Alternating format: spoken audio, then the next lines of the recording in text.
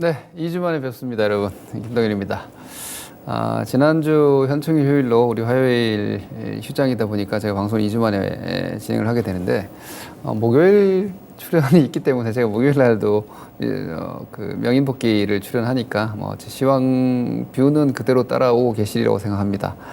일단 FMC가 이번 주인데, 이번 FMC가 3분기에서 혹은 하반기에 전반적인 증시 뷰를 결정을 할 수 있다고 저는 보고 있거든요. 그래서 아주 이런 중요한 이벤트를 앞두고 있는데 시장은 긴장은 하지 않는 모습입니다. 오히려 지금 이따 말씀드릴 그런 이유들로 인해서 오히려 기대감을 좀 가지고 있는데, 이 기대감이 호재 노출 내지는 재료 노출이 되면서 변곡이 나올 것인지, 아니면 기름을 끼얹고 좀 더 뜨거워지는 장세로 갈 것인지를 오늘 미스터마켓 후반부에서 좀 한번 보도록 하겠습니다. 자, 오늘은 지금 아마 많은 분들이 이제 서서히 단기 매도를 좀 준비하고 계신 분들이 계실 겁니다. 이제 와서 매수를 고민하시는 분들은 사실상 상반기 시장을 놓쳤다고 봐야겠죠. 작년 연말부터 비관론에 사로잡혀서 계속 폭락, 급락을 외쳤던, 혹은 그런 포지션을 가지고 계셨거나 기대했던 분들은 지금 정말 머리 지진 나겠죠. 그 현금 보유자는 지금은 오히려 좀 상황을 차갑게 확인하면서 다음 주에 의사결정하는 게 맞는 것 같고, 우리 주식을 갖고 계신 분들은 어떻게 보면 좀 행복한 고민이죠. 한번 단기 이익 실현을 하고 다시 볼 것이냐, 혹은 이대로 그냥 수익률 극대화를 계속 할 것이냐에 대한 고민을 하고 계실 텐데, 제가 이 현금화, 주식의 매도에 대해서 잠깐 좀 짚고 가겠습니다. 우리 이 시간에는 완전 초보 투자자분들, 혹은 주식에 대한 투자관이나 멘탈이 좀 확실하게 이렇게 자리 잡지 못한 분들께 제가 생각하는 주식의 구조 내지는 노하우랄까, 혹은 멘탈을 좀 잡는 저만의 요령, 이런 것들 좀 말씀드리고 있는데, 자, 주식을 팔면 한 이 세 가지 정도의 기준 내지는 이유로 주식을 우리가 팔게 되죠. 차익 실현, 말 그대로 먹고 챙기는 거죠. 가장 속 편한 매도인데, 근데 이게 참 마음이 편하지만은 않아요. 인간이 욕심에 취약한 동물이다 보니까, 충분히 오늘은 만족을 하고 이익을 실현했어도 내가 팔고 나서 더 올라가면 어제 매도가 참 고통스러운 결과가 되기도 합니다. 심적으로는. 실질적으로는 손실이 없는데, 그 기회적인 비용이랄까?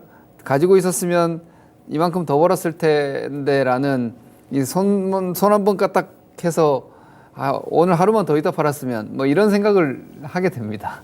주식이 그래서 참 간단치가 않은데, 어쨌거나 차익 실현은 우리가 주식을 살 때 어떤 계획이 있잖아요. 그러니까 이 계획이 없으면 안 되는 거예요, 여러분. 요 다음 페이지에서는 이제 매수를 어떻게 하느냐에 대한 이야기인데, 일단 제가 먼저 매도에 대한 얘기를 먼저 하죠.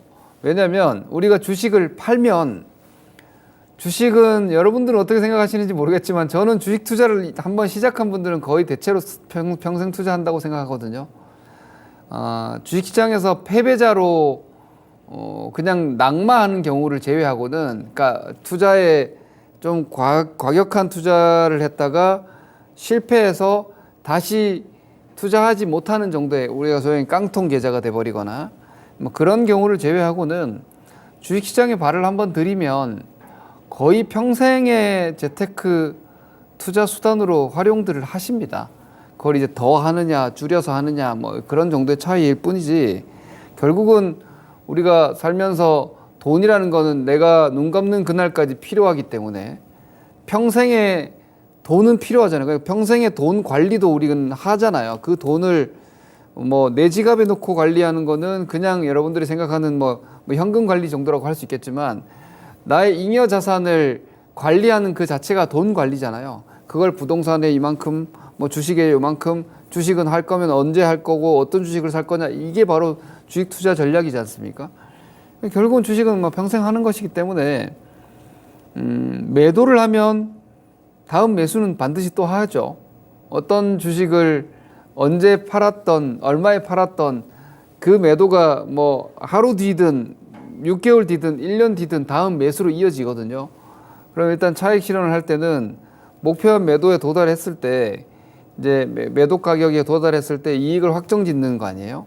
예를 들어서 요즘 같은 경우에는 뭐 워렌 버핏이 현금 비중이 높다 이런 뉴스들도 많이 보고 계시죠. 그런 얘기들이 여전히 하방론자들의 목소리를 또 키우는 요인이기도 한데 거기에다가 막 지금 경기는 안 좋은데 주식시장이 너무 많이 올라오고 미국 어제 또 애플 사상 최고가 가고 이게 맞냐 뭐 이런 얘기를 하면서 매도 고민을 많이 하실 텐데 결국은 이익을 실현하는 거예요. 이건 뭐 복잡할 게 없습니다. 너무나 기쁘고 행복한 우리가 주식 투자를 하는 이유죠. 먹고 챙기는 거.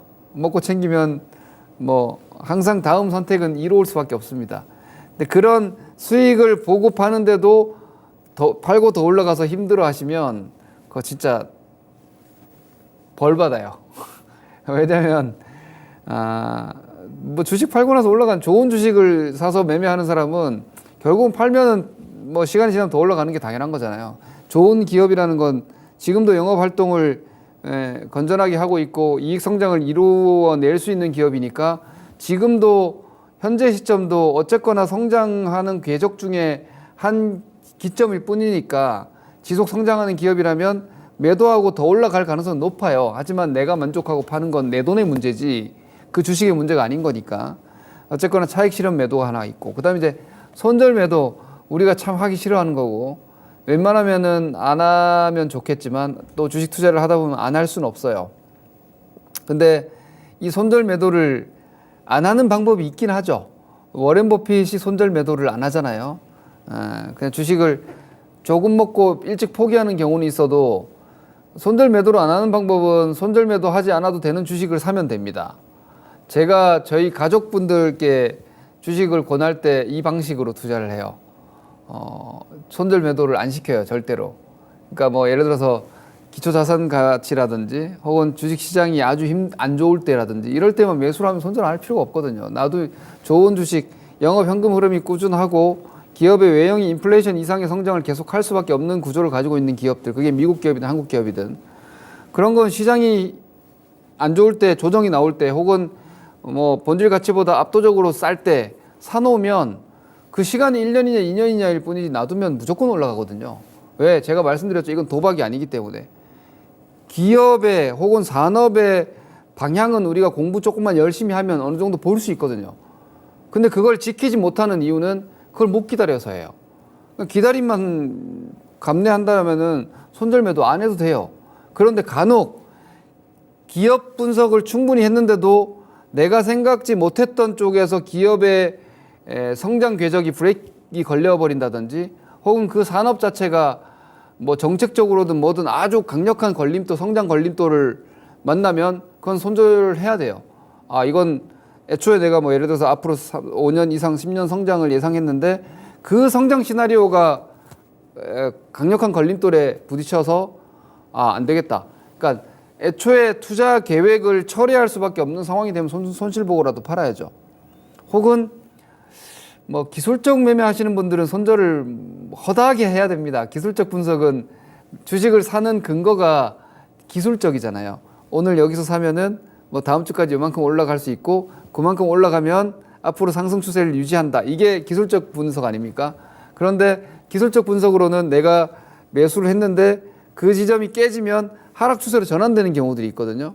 근데 그게 어떤 기업의 밸류에이션이나 이런 가치 판단에 근거한 게 아니라 시세 변동성, 즉 제가 늘 이야기한 주식은 기업을 시장에서 사람들이 매매하는 거다. 그러니까 시장에서 사람들이 매매하는 그 어떤 감정적인 동요 내지는 수급의 과수요 혹은 공급 물량의 과잉으로 인해서 주가가 지나치게 높거나 지나치게 낮게 나오잖아요. 이건 기술적 부분이거든요. 그러니까 기술적인 부분에서는 내가 예상한 대로 움직이지 않으면 손절 매도 해야죠. 그러지 않으면 뭐 잠깐 차트 보고 한 달 가지고 가려고 한 10% 정도 보고 한 달 정도 계획했는데 이게 1년 6개월 2년 동안 뭐 마이너스 50% 60%도 갈 수 있는 법이니까 이런 건 손절 매도를 해야 됩니다. 그럼 반대로 세 번째, 그 다음 이제 뭐 차익 실현과 손절 매도가 그냥 손익에 따라서 결정하는 심플한 의사결정이라면 이 단기 매도가 좀 복잡하죠. 요 지금 같은 경우에 여러분들이 아마 고민하고 계시는 부분이 아마 현재까지 주식을 끌고 오셔서 지금 이 FOMC에서 주식을 단기간에 한번 팔아야 될까를 고민하시는 분들은 아마 대체로 단기 매도 고민일 거예요. 왜냐면 지금 경기가 여전히 좋지 않은 상황에서 올 상반기에 주식을 여기까지 끌고 왔다라는 것 자체는 제가 늘 말씀드리는 지금은 경기가 안 좋지만 주식시장의 유동성 흐름을 타면서 올라간다. 이걸 이해하고 계신 분들이니까. 그럼 앞으로도 마찬가지죠. 더군다나 지금 이 금리를 이번에 동결하게 되면 이 동결이 뭐 스킵 이야기를 많이 하지만 이번 동결이 첫 번째 동결이고 앞으로 이제 꾸준히 인상 없을 수도 있는 거예요.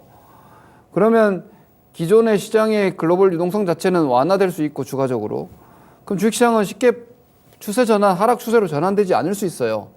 그러면서 바로 실적 장세로 넘어가고 뭐 이렇게 될 수 있거든요. 그래서 결국은 지금 단기 과열에 대한 매도를 하면 다시 살 거 아닙니까? 그때 뭐 다른 주식을 다시 살지, 그 주식을 다시 살지, 뭐 그건 뭐 또 하나의 고민이 되는 거고.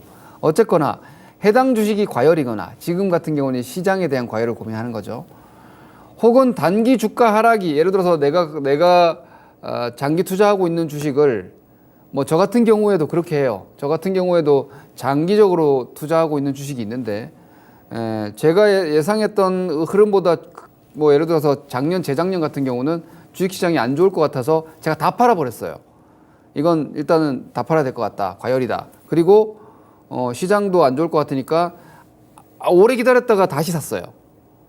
오래 기다렸다. 왜냐면 그리고 다시 샀을 때 물량이 한 30-40% 이상 늘었거든요. 예를 들어 1000주 갖고 있던 주식을 팔아서 그 주식이 고점에서 30% 떨어졌으니까 내가 다시 샀을 때 물량이 30%가 늘어나니까 나중에 장기적으로 다시 올라갔을 때는 물량이 그만큼 늘어나 있기 때문에 미래 수익을 훨씬 더 많이 볼 거 아니에요. 그러니까 저도 뭐 사실 이런 식으로 주가 하락이 전망될 때 주식을 일단 팔았다가 하락이 마무리되거나 좀 시장이 이제 다시 괜찮겠다 싶을 때 다시 사는 경우들을 중장기에서도 저는 하는데 근데 그건 사실 시장을 되게 판단을 잘해야 됩니다. 그러니까 이게 제일 어려운 거예요, 여러분. 그러니까 제가 지난번에도 다른 부분에 대한 교육을 할 때 말씀드렸죠. 주식 투자는 기간이 짧을수록 난이도가 높을 수밖에 없는 겁니다. 왜냐하면 아까 제가 늘 이야기하는 기업을 시장에서 사람들이 거래하는 게 주식이에요. 그런데 이 기업에 대한 분석은 어떻게 보면 좀 쉽습니다. 왜냐하면 정형화, 정량화적 분석이 가능하니까 기업의 외형적인 부분 혹은 해당 산업이 지금 어떻게 가고 있는지는 그 노력만큼 알게 되거든요. 그런데 시장 안에서의 그런 그 어떤 수급 세력들에 대한 어떤 고도의 심리전 혹은 나조차도 사람이니까 혹은 다른 사람들의 어떤 군중 심리로 인한 주가의 쏠림 혹은 나도 그 속에서 막 환희와 공포에서 계속해서 오락가락하는 이 인간의 나약한 멘탈 이런 것 때문에 기간이 짧다는 거는 주식을 큰 기업의 어떤 방향을 보고 가는 게 아니라 그 시장 안에서의 변동성과 그 사람들의 심리를 아주 고도로 이용해서 스킬을 이용해서 먹고 빠지는 거거든요. 이거는 짧을수록 어려운 거예요, 여러분. 아주. 경제를 분석하고 기업을 분석해서 그 경기의 방향과 기업의 방향으로 가는 건 쉬워요. 제가 반도체 삼성전자 5만 원대, 하이닉스 7만 원대면 걱정하지 마시라, 사놓으시라고 바닥이다. 하지만 3년 생각하시면 된다. 반도체 사이클 4년이니까. 너무 쉽잖아요. 지금 올라왔잖아요. 얼마나 쉬워요. 그냥 사서 놔두기만 하면 되는 건데. 바닥일 때 사서 나중에 매도는 또 언제? 반도체 경기 좋다고 막 흥분해 있으면 반도체는 어차피 좋았다 나빴다 하더라. 좋으니까 다시 또 공급 확대하면서 가격 떨어지더라. 그럼 그때 챙기면 되는 거예요. 너무 쉽죠? 그런데 여러분들이 지금 보자 2시 30분이죠. 2시 30분이면 오버나이트 트레이딩이나 혹은 마감 변동성 매매하는 분들 단타 매매하는 시간이거든요. 매수 진입하거나 하는 시간이거든요. 지금 여기서 2시 반에 사서 예를 들어서 뭐 한 5%짜리 윗꼬리 양봉이 있는 종목을 2시 반에 사서 오늘 마감까지 장대 양봉으로 내일까지 오버나잇을 하기 위한 종목을 고르고 그걸 의사결정을 한다. 듣기만 해도 어렵지 않습니까? 이거는 거의 선수 중에서도 완전히 최고수급 돼야지 판단 체크해서 딱 손으로 클릭할 수 있는 거예요. 본인의 경험을 바탕으로 매매는 진행하는 거거든요. 그걸 많이 해봤고 할 줄 알고 그 방식으로 수익을 많이 내본 사람은 그 내가 아는 신호가 보이면 과감하게 엔터가 들어갑니다. 이론으로 하는 게 아니고 그냥 그 본인이 알고 있는 지식과 실전이 그냥 이어지는 거죠. 이게 그만큼 어려운 거예요. 근데 이런 단기를 막 차트만 가지고 전문가들이나 얘기로만 하는 건 쉬워요. 근데 그걸 실제로 진행하는 건 어렵단 말이에요. 그만큼 기간이 짧으면 어렵죠. 그래서 뭐 사실 전문가들이 도망가는 말이 항상 보면 길게 얘기하잖아요. 왜냐면 길게는 맞추기 쉽거든요. 근데 그게 비겁한 게 아니에요. 저도 뭐 방금도 말씀드렸지만 예를 들었지만 삼성전자 하이닉스 바닥권 추천드렸잖아요. 저 아시죠? 삼성전자 10만 전자 할 때 저건 삼성전자는 팔아야 된다. 9만 전자, 10만 전자는 위험하다. 그리고 이번에 사시자 그랬잖아요. 너무 쉽거든요. 요즘 여러분들 네이버 때문에 고민 많이 하시죠? 전 네이버 20만 원 이하는 겁나지 않아요. 뭐 사셔도 돼요. 대신 기다려야 된다는 거지. 하지만 기다리면 다시 24, 5만 원 갈 수 있거든요. 근데 지금 안 가잖아요. 그럼 지금은 틀렸지만 나중에 맞을 수 있거든요. 그런 건 쉽죠, 되게. 그런 얘기 지금 제가 여기서 해놓으면 나중에 자랑할 거리가 되는 거예요. 지금 얘기해놓은 게. 왜? 그 기간 동안 기다리는 거는 여러분들의 몫이니까. 저는 지금 얘기하고 나중에 네이버 올라가면 얘기하면 되니까. 일예로 그런 거예요. 근데 이거를 내 실전을 여기다 가져오면은 거기에 답이 있는 거예요. 그러니 주식을 단기적으로 뭔가 의사결정하는 건 되게 어려운 건데, 자, 그럼 이제 팔고 우리가 끝내는 거냐? 지금도 여러분들이 막 고민할 거예요. FOMC 앞두고 있고, 뭐 저 한 번씩 보여드리는 피어 앤 그리드 인덱스가 지금 이제 미국 시장에 익스트림 그리드까지 들어왔어요. 지나친 과열권까지 사실은 단기적으로는 들어온 게 맞아요. 과열로 얼마나 더 가느냐의 싸움이에요, 지금은. 어쨌건 기술적 조정은 무조건 나오거든요. 아무리 좋은 시장도 기술적 조정이라는 건 당연히 있는 거고, 아무리 힘든 시장도 급락을 했다가도 반등이라는 건 나오기 마련이거든요. 그게 그 스팟 시장에서 인간의 습성 때문에 나타나는 거기 때문에, 뭐 일례로 이게 공산품은 아니지만 여러분들이 거래하는 어떤 물건이 어제는 10,000원 했는데 이틀 3일 지나가지고 갑자기 7,000원이 돼 있으면 사고 싶어지잖아요. 주식도 그런 거거든요. 일시간에 너무 많이 떨어지면은 아 이거 안 좋아 힘들어 하다가도 이 정도면 한번 사볼까? 비슷한 거죠. 주식이 어제는 10,000원 했는데 너무나 빠른 시간에 13,000원, 14,000원이 돼버렸어요. 한번 팔까? 너무 급하게 올라온 것 같은데 한번 팔까? 그런 마음 때문에 매수 심리가 약해지고 잠재 매물이 생겨나잖아요. 그게 바로 차익 실현 매물이고 그런 것 때문에 기술적 조정이 나오는 거거든요. 근데 그런 매물을 소화하는 기술적 조정이라는 건 방향을 해치지 않아요. 뭐 10,000원에서 13,000원 갔다가 과열이라서 잠깐 12,000원까지 내려온다. 10% 조정이지만 이 10,000원에서는 상승세가 유지가 되고 있기 때문에 여기서는 13,000원까지 올라갔기 때문에 너무 과열이라서 안 산 사람들이 12,000원 되면 사주니까 거기서 또 다시 돌아 나가는 거거든요. 이게 바로 기술 조정이죠. 근데 이제 그런 주식의 총체적인 흐름과 구조를 여러분들이 이해를 하고 계시면, 그리고 나의 자산을 얼마나 내가 욕심을 낼 것이냐 혹은 얼마나 포기할 것이냐를 결정을 하면, 제가 그래서 여러분들께 연간 20%, 연간 30% 이런 걸 앞전에 먼저 보여드린 거예요.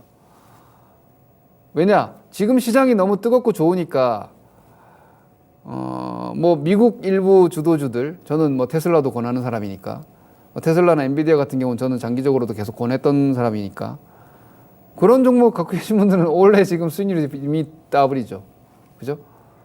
2배의 수익률이 이미 났잖아요. 그러니까 1년에 30%나 20%대 목표였는데 1년 만에 더블 수익이면은 3년치 수익을 본 거거든요. 그럼 연말에 그냥 놀아도 돼요, 사실. 근데 그게 잘 안 되죠. 인간이 욕심 동물이기 때문에 더 먹고 싶어서. 그러니까 이제 그런 거죠. 그러니까 차익 실현을 했으면 이제 투자 휴식기로 들어갈 것인지. 예를 들어서 지금 여러분들이 2023년도 6월 FOMC를 앞두고 약간 과열인 것 같아, 한번 팔래 했으면 왜 파냐는 겁니다. 지금부터 올해 하반기를 현금을 들고 갈 것이냐, 이걸 미리 정해야 됩니다. 그런 것들도. 만약 그럴 생각이 아니라면 그럼 난 단기 매도인데, 그럼 요 밑에 세 번째 칸으로 내려와야죠. 그죠? 지금 팔고 나서 현금 들고 그냥 쉴 건지, 만약 매도를 고민한다면, 그럴 생각이 없다면 아니야, 난 장 더 갈 것 같아, 하반기 더 갈 것 같고 내년까지 난 뭐 어쨌거나 경기도 더 좋아지고 그럴 것 같은데, 근데 난 단기가 아니야. 그럼 팔면 안 되는 거예요. 그렇죠? 뭐 맨날 증권 방송은 매일매일 진행되니까 어떤 사안에 대해서 항상 강조하잖아요. 나는 별 상관없는 거예요. 그런 것들. 그래서 손절 매도도 마찬가지예요. 다음 투자 대상을 정해놓고 내가 그 손실로 포기하면은 다음 종목으로 갈 것인지, 아니면 정해놓은 종목이 없다면 다른 종목으로 서둘러 가면 그건 내동매매가 되거든요. 그럼 2연타로 손절하게 되거든요. 그러니까 충분히 내가 다음 대상을 고를 때까지는 현금을 들고 있거나, 혹은 미리 준비해놓고 손절 매도를 했었어야 되는 거고, 혹은 시장 때문에 팔았다면 어떤 시장 환경이 될 때까지 기다릴지를 정해야 돼요. 어떤 시장 환경이 될지를.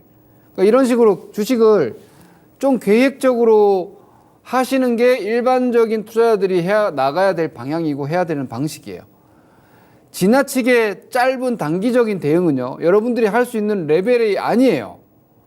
단기는 어렵습니다. 그런데 증권판이 잘못되어 있는 게, 어려운 게 마치 뭔가 고급 기술인 양 호도하는데 그건 마케팅입니다, 여러분. 투자는 쉬운 방법일수록 더 좋은 투자 대상이자 물건이 되는 거고 시점인 겁니다. 뭔가를 결정해야 되는데 그 결정 방식과 뭐 혹은 대상과 시점이 너무 어렵다. 그럼 안 해도 돼요. 이게 잘못되어 있는 거죠. 왜? 전문가들도 얘기하거나 무슨 강사들이 얘기할 때 이런 얘기하죠. 이거 상급 기술이다. 상급 기술이 어디 있어? 상급 기술 안 좋은 거예요. 뭐 마치 본인만 알고 있는 거 대단히 어렵고 복잡한 어떤 기법인 양 얘기하는 거, 그거 거짓말이에요. 그거 잘못된 거예요. 왜냐? 의사결정이 살까 팔까가 명확하고 심플하게 딱 결정되는 게 엄청나게 좋은 투자 의사결정이자 대상이거든요. 그런 건 거의 수익 나고 팔고 나서 그냥 가만히 있으면 돼요. 고민할 필요도 없어. 엄청난 과열인데 2020년, 2021년도 연초는 생각할 것도 없잖아요. 아니, 연준이 돈 빼겠다는데 뭐 고민합니까? 주식 다 팔면 되지. 그죠? 그거 심플하잖아요, 그런 건. 삼성전자 하이닉스 제가 방송에서 이거 5만 원대 삼성전자 사야 됩니다. 하이닉스 7만 원대 쫄지 마세요. 왜? 너무 심플하거든. 반도체 경기 사이클 바닥에 오더컷 나오고, 난 20년 주식 했으니까 이런 구조를 알거든. 반도체 사이클 최악인데? 이건 뭐 사가지고 내려가면 안 팔면 돼. 심플하잖아요. 근데 막 복잡해. 뭐 이것저것 복잡해. 그건 별로 안 좋은 방식이에요. 근데 단기 매매가 약간 그런 식이지. 단기 매매 되게 복잡하죠. 그거 안 해도 된다니까요. 초보 투자자분들은 그런 거 하면 안 된다니까, 오히려. 할 줄 모르는데 왜 어려운 길로 가요? 쉬운 길이 있는데. 그 단기 매도는 여러분들이 이렇게 내가 팔고 나서 현금 갖고 있을 건지, 종목 교체할 건지 미리 정하시고, 손절 매도하면은 다음 투자 대상을 미리, 내가 분석한 기업이 만약에 이번에 틀렸다. 그럼 다음번엔 더 확실하게 맞춰야 되니까 더 공부를 열심히 해가지고 투자 대상을 선정을 해놓고, 그 주식이 좀 내려올 때 사면은 거의 뭐 필승일 거 아니에요. 그럼 내려올 때까지 기다리는 거죠. 그리고 시장 때문에 팔아놨다. 그럼 시장이 뭐 때문에 팔아놨냐? 저 같은 경우 예를 들어서 긴축이니까 지금 장 안 좋아요. 주식 팔아놔도 돼요. 여러분들한테 제가 얘기했던 기억나죠? 올해 주식 팔아놓고 1, 2년 있다 하는 게 사실은 제일 좋을 수 있다고. 2021년에 제가 그런 얘기도 했어요. 근데 지금은 이제 금리 인상 중단한다고 하고 있잖아요. 그럼 지금 투자해도 되는 기간이잖아요. 이럴 때 들어갈 건 이런 미리 정해 놓는 거예요. 그럼 단기 매도도 마찬가지예요. 지금 주식을 예를 들어서 그러니까 안 팔아도 되는 거예요. 내가 하고자 하는 단기 매도에 대해서 다시 재추적을 해서, 저 같은 경우에 제 시황을 어떻게 하냐면 이제 이런 식이에요. 오늘 제가 여러분들께 결론적으로 이렇게 말씀드릴 거예요. 웬만하면 팔지 마시라, 주식. 주식 웬만하면 팔지 마시라. 저의 결론은 그거예요. 왜냐면 저는 지금 시장을 뭐 엑시트해야 된다고 보지 않기 때문에, 어쨌거나 저는 팔았다가도 단기 매수거든요. 저는 비관론으로 지금 보고 있지 않기 때문에. 그러면 이번 FOMC가 금리 동결을 반영하고 있고 매파적 동결 정도는 시장이 인지하고 있기 때문에, 실질적으로 오늘 밤에 CPI가 낮게 나오면은 오늘 밤은 튀지만 거기서 한번 팔아도 될 거라고 봐요. 단기적으로는. 그러면 이제 FOMC가 금리 매파적 동결 예상대로 하면은 거기에다가 말은 좀 매파적이고 점도표는 좀 높게 찍을 테니까, 그럼 그걸 빌미로 해서 뭐 이번 주 후반이나 다음 주 정도까지 주식시장이 조금, 미국 시장도 그렇고 우리도 그렇고 좀 쉴 수도 있죠. 근데 그거는 미국이 금리 동결만 한다면 추가적인 유동성 약화가 되지 않고 3월부터 이어지고 있는 SVB 사태발 유동성 공급 상황이 유지된단 말입니다. 그러면 일단 시장은 안 무너지고 더 간다는 거예요. 그리고 7월 데이터가 만약에 6월 데이터, 7월 달에 나오는 6월 데이터들이 조금씩 물가가 더 꺾인다. 그럼 7월 달에도 금리 인상 안 할 수 있어요. 그렇게 돼버리면 금리 인상 끝난 거거든요. 그러면은 뭐 이게 지금 미국 부채 한도 때문에 채권 발행을 많이 하면 다시 또 유동성 약간 회수될 수 있는데 어쨌거나 FOMC 금리 동결만 한다면 사실 깊은 조정은 아니거든요. 그러면 결국은 팔면은 다시 사는 게임이 돼버린다고요. 굳이 뭐 좋은 주식들 위주로 지금 가고 있는 장인데 굳이 손댈 필요 있나? 좋은 거 그냥 가져가도 된다. 약간 이런 식인 거죠. 왜냐?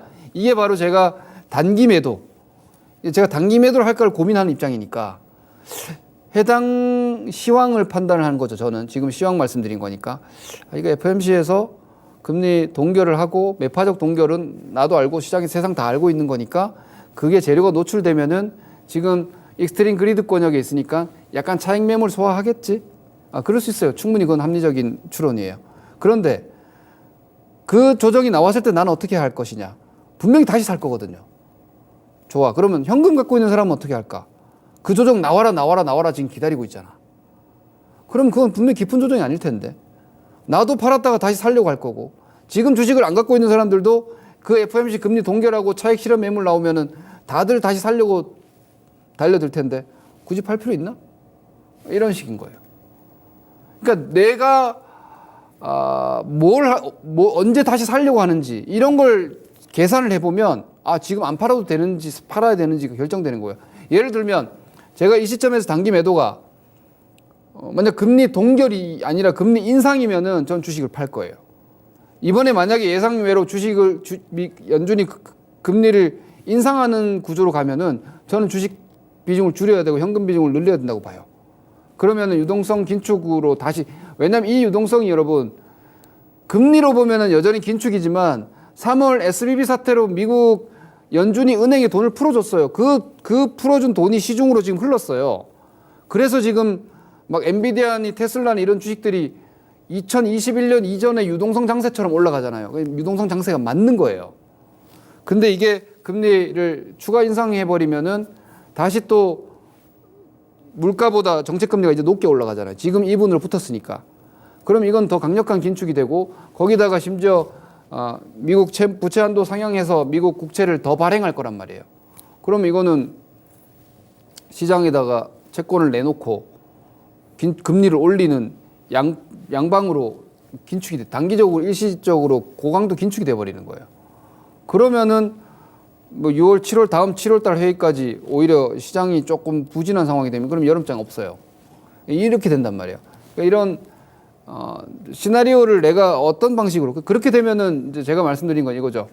지금 방식으로 만약에 금리를 인상하는 구조가 되면은 이 단기 매도는 단기 매도가 아니라 주식 팔아놓고 한참 기다려야 될 수 있어요. 그럼 팔만한 거죠. 급하게 안 사도 되니까. 미국이 금리를 인상을 한다. 그러면 시장의 방향이 바뀌어 버려요. 6월 달이 고점 돼 버리는 거예요. 그러면 당분간 현금 들고 기다려도 되거든요. 이런 식으로죠. 그래서 상황에 따라서 사람들이 마음이 바뀌어요. 저도 스스로 그래요. 여기 제가 밑에 적어놨는데 인간은 물에 빠졌다가 살아나오면 왜 빠진 놈 구해놨더니만 보쯤 내놓으라 한다고. 물에 빠졌다 살아나오면 물에 빠뜨린 내 소지품을 아쉽게 생각하는 게 인간이에요. 저도 여러분도. 그러니까 나는 다르다고 생각하시면 안 돼요. 그러니까 내 스스로도 그런 인간임을 한시도 잊지 말고 그 내 마음의 변덕을 경계해야 되는 거예요. 그래서 지금 일어나고 있는 현상을 잘 판단하고 거기서 냉정한 포지션을 정해서 내가 그 포지션에 서 있는 거지 내 마음이 가는 대로 하면 안 되는 거예요. 내 마음은 그냥 인간의 나약한 심정일 뿐이에요. 제가 막 투자자분들이나 우리 회원님들께도 우리 전문가님 진짜 멘탈 강하다.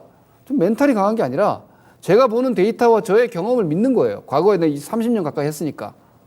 이런 상황들 많이 겪어봤으니까.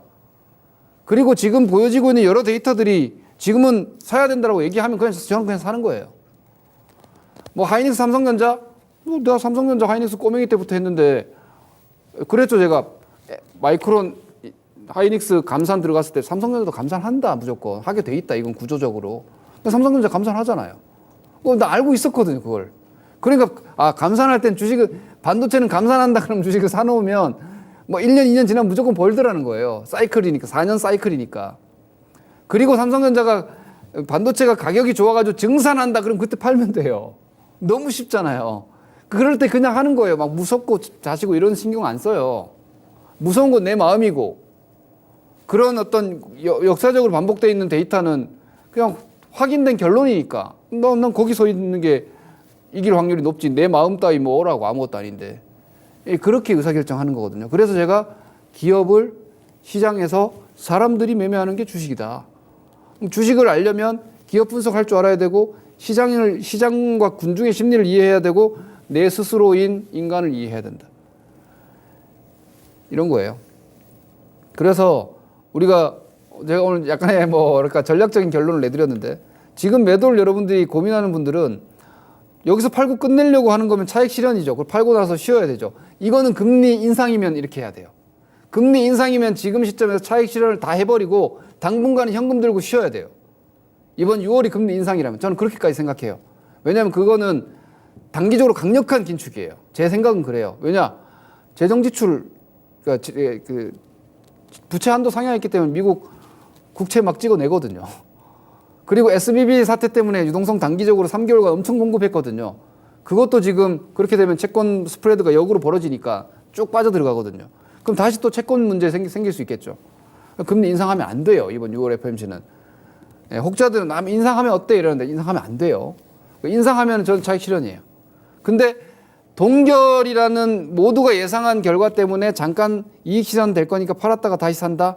그건 어려운 스킬이에요. 안 해도 됩니다. 자신 있는 분들은 오늘 CPI가 낮게 나와가지고 금리 동결 확실하다 해가지고 내일까지 빵 올라간다. 그럼 한 20, 30% 조금만 아무것도 안 하긴 좀 아쉬우니까 조금만 좀 많이 먹은 것들 좀 챙겨놨다가 FOMC 결과 보고 다음 주 정도까지 살짝 차익 매물 소화할 때 그때 다시 사도 되긴 해요. 근데 이건 되게 어려운 스킬이니까 그건 안 하셔도 된다는 거예요. 그래서 기본적으로 저는 일단 동결 우세니까 기존 주식들 가져가는 게 맞다라는 시황 의견을 먼저 드리겠고요. 그리고 아까 제가 말씀드렸던 사람의 욕심이 끝이 없어요. 이런 거 한번 보고 알고 계세요. 이게 에코프로죠. 대에코프로입니다. 여기 보시면요. 에코프로 이게 올해 2월 달의 모습인데요. 저도 에코프로가 저는 밸류에이션 상으로는 사실 그때도 부담 없다고는 생각을 했는데 이 정도 가열이면 좀 쉬어야 되지 않나라고 생각을 했는데요. 그리고 나서 첫 번째 윗꼬리 음봉에 고점 대비해서 8%나 첫 하락 나왔기 때문에 여기는 어지간히 잘 팔았다 할 수 있는 매도거든요. 여기가 20만 원대가. 왜냐하면 한 달 만에 더블 났으니까 이 시가총액 코스닥에서 이 당시 3위였는데 그죠? 잘 판 거예요 이거는. 그리고 만약에 이걸 10만 원대 사가지고 20만 원대 팔았으면 1억 산 거 2억 됐으니까 엄청나게 잘한 거죠. 정말 스스로를 잘했다고 이제 다음에도 이런 주식을 찾고 이런 방식으로 투자를 하기 위해서 복귀하면서 만족해도 됩니다. 그런데 딱 지나서 보니까 여기가 이 파란 구간 여기야. 이거 왜야 이렇게 되는 거죠. 이거 안 팔았으면 근데 여러분 생각을 해보세요. 거기서 안 팔았으면 저 80만 원까지 안 팔았었겠어요? 사람은 그렇게 스스로의 어떤 만족을 실행하고 그걸로 한 번에 결론을 지을 수 있어야 돼요. 안 팔았다면 이라는 건 멍청한 생각이에요. 왜냐면 이미 팔았잖아요. 그러면 해당 시점에 그 주식을 다시 사야 되는지를 내가 20만 원에 판 입장이 아니라 다시 20만 원에서 보유하지 않은 현금 보유자의 입장에서 20만 원짜리 30만 원짜리 에코프로를 분석을 해야죠. 그래서 살만한지를. 그러지 않기 때문에 여러분들이 실수를 계속 반복하는 거예요. 왜냐하면 그 마음 이거 안 팔았으면 3억 됐을 텐데 이 마음 때문에 그 마음이 몇 개월 동안 괴롭혀요 스스로를. 그래서 다음번에 비슷한 상황이 생기면 절대 안 팔 거야 이렇게 되는 거예요. 아무것도 안 팔 거야. 내려도 안 팔아요. 올려도 안 팔아요. 이 한 번의 실수와 이 한 번의 후회 때문에 그냥 앞으로 주식을 사기만 하는 사람이 되는 경우가 많아요. 주식은 파는 거 아니야. 아니에요 여러분. 성장주는 성장이 끝나면 다시 내려가요. 이런 거 제가 거창한 걸 말씀드리는 게 아니라 여러분들도 지금도 아마 하고 계신 실수들일 수 있고, 근데 이건 실수 아니 먹고 팔았는데 뭐가 실수야? 그렇지 않습니까? 제가 너무 욕심이 없나? 너무 초연한가? 뭐 1억 원씩 사가지고 2억 됐으면 잘한 거지 뭐. 그 2억 원어치 갖고 있던 거를 10억까지 갈 수 있었다. 물론 배 진짜 속 터질 만큼 아플 테지만 다시 내가 왜 팔고 이게 주가가 더 상승할 수 있는 걸 팔았는지를 분석해서 에코프로 같은 경우는 제가 극단적 예지만 이때도 제 기준으로는 사실 펀더멘털 부담은 없었거든요. 예, 그런 것들을 이제 좀 더 밑바탕으로 다음번에 좀 더 발전시키면 되는 거지. 거기에 사로잡혀가지고 다음 매매를 막 내동적으로 하면은 그거 버는 거 금방 나갑니다. 자, 6월 FOMC 변곡점 방금 말씀드렸는데 동결 우세 전망입니다. 멘트와 점도표는 매파적일 것이 거의 확실시 됩니다. 그로 인해서 일시적인 매물 소화 역시 가능합니다. 그렇지만 제가 볼 때는 지금 6월 FOMC를 금리를 동결을 하면 어쩌면 7월 인상도 없을 수 있고요. 이 금리 인상이 끝난 것일 수도 있는 게 됩니다. 그렇게 되면은 당장의 강력한 추가적인 긴축 우려는 일단은 사라집니다. 그로 인해서 최소 여름장은 좀 더 유동성 기대감이 유지되는 상황이 될 수 있다는 거예요.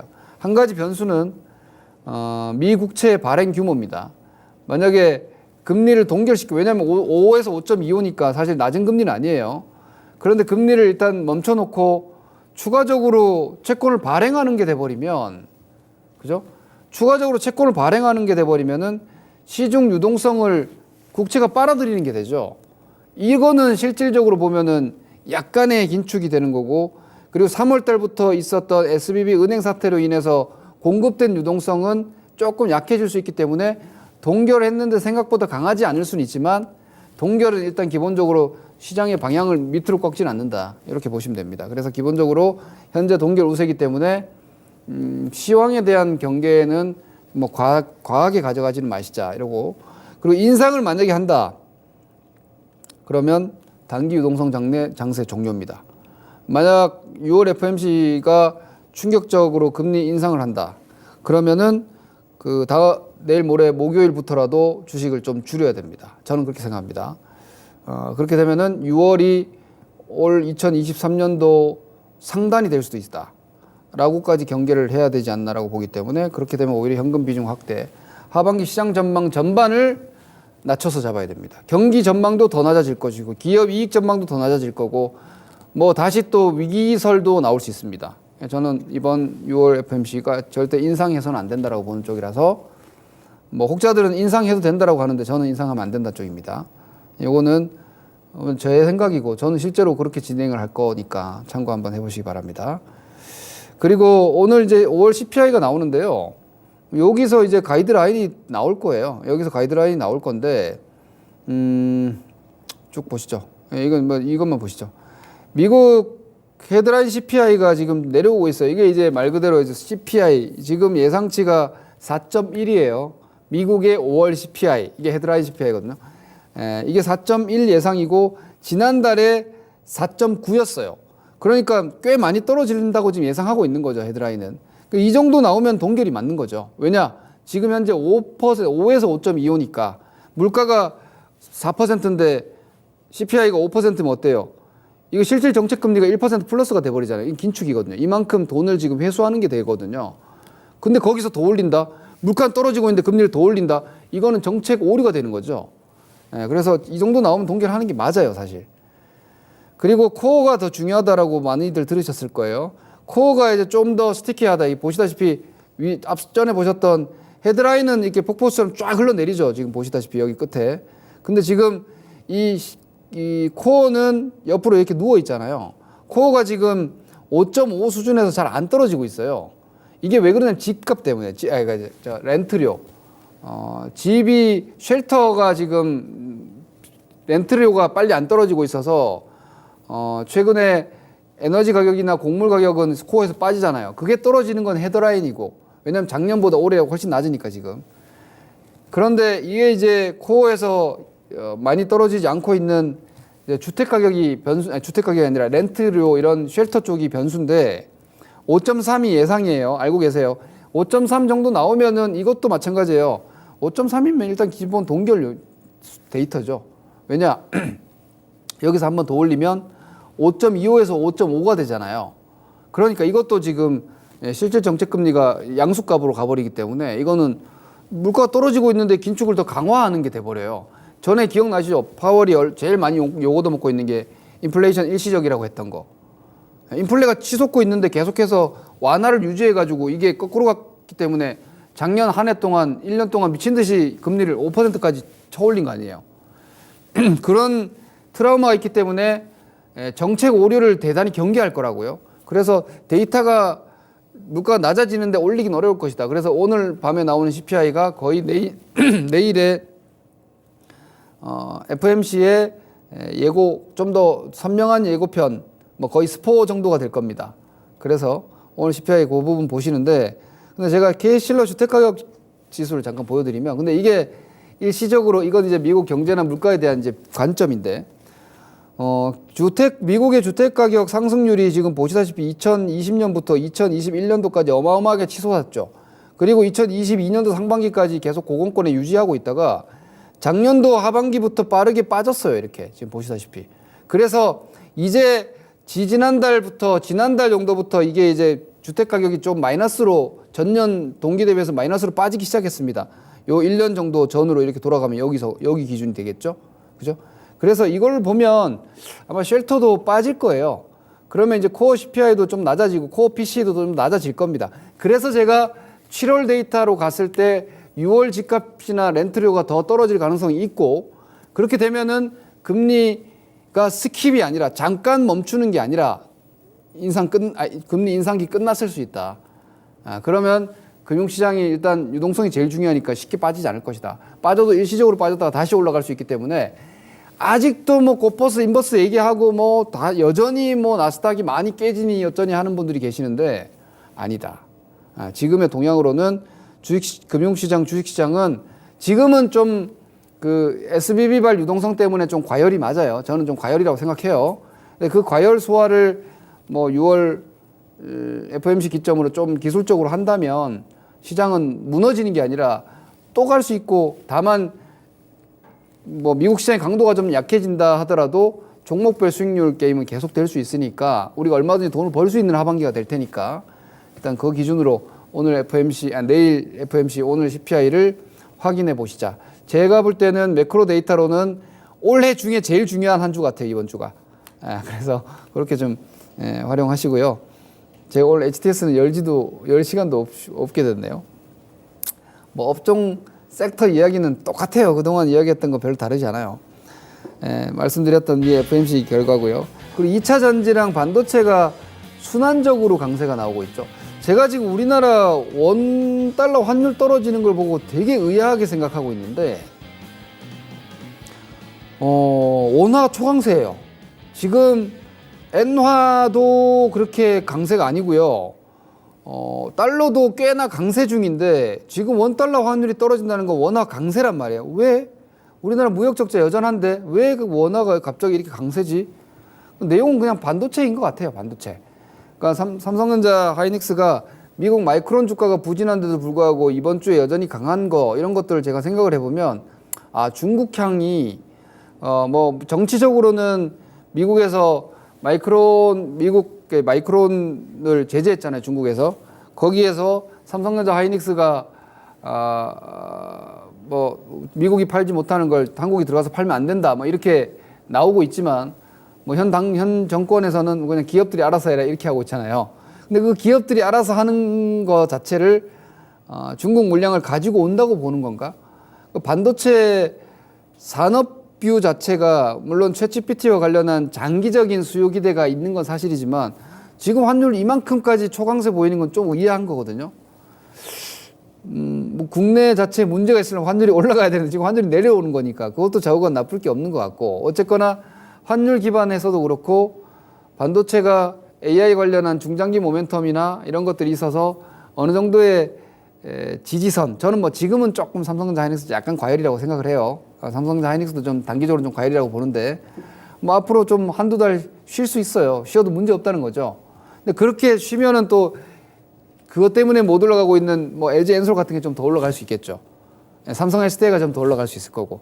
그러니까 한국의 지금 대표 산업이 반도체 2차 전지가 돼 있으니까 이 삼성전자와 하이닉스 그리고 LG 엔솔을 필두로 해서 소부장까지 코스닥에서는 에코프로 그룹주로 대변되는 이 전지 쪽이 앞서거니 뒤서거니 지금 시속 게임을 하기도 하고 혹은 A가 먼저 올라가고 B가 나중에 올라가고 이런 순환 시세도 나오고 있기 때문에 뭐 시장은 주도 섹터들이 기존에 전지만 있다가 반도체까지 들어와서 하나가 더 생겨 있는 격이에요. 반도체가 올라와서 2차 전지가 꺾인 게 아니잖아요. 그래서 장세는 지금 여전히 강세 구조라고 이해하고 보시는 게 맞고요. 그리고 여전히 엔터, 미용, 의료기기, 방산, 전력망, 건설기계 등의 올 하반기에 여전히 실적 전망이 좋고 지금도 좋고 앞으로도 당분간은 좋을 수밖에 없는 종목 섹터로 시장이 차별적인 시세가 여전히 유지되고 있어요. 제가 여러분들께 이 시간에 정말 잘했다고 생각하는 게 중국 주식 다 파세요. 손절하세요. 죄송합니다. 제가 리오프닝을 기대했는데 그 얘기한 거예요. 요즘 중국 주식들 박살나고 있죠. 소비주들. 이만큼 지금 차별이 심해요. 그러니 제가 말씀드리는 뭐 앞으로도 당분간 괜찮을 것 같아요 하는 괜찮을 것 같아요에는 이 실적이 괜찮은 쪽만 좀 국한이에요. 지금 부진하고 힘든 경기 연동한 주식들, 뭐 중국 소비 관련한 주식들, 소외제에 돼서 바닥권에서 횡보하고 있는 주식들은 더 무너지지는 않겠지만 그 주식들이 올라가려면 좀 더 실물 경기에 대한 뷰가 강해져야 됩니다.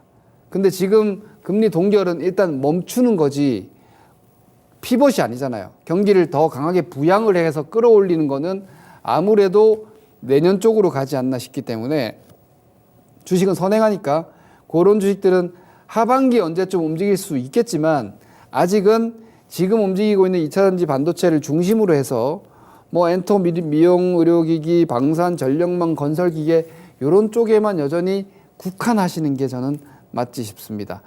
뭐 차별화 장사에서 차별화가 계속된다라는 건 우리 개인 투자들에게는 좀 힘든 이야기지만 이런 걸 갖고 계시지 못한 분들께는 하지만 그걸 알고 있어야지 견디는 것도 어느 정도까지 견뎌야 돼. 제가 아까 말씀드린 그런 주식들을 예를 들어 네이버도 마찬가지예요. 지금 네이버가 이제 여러분 안 움직이고 있는 이유가 저는 뭐라고 생각하냐면 금리 동결은 인하가 아니다라고 시장은 인지하는 거예요.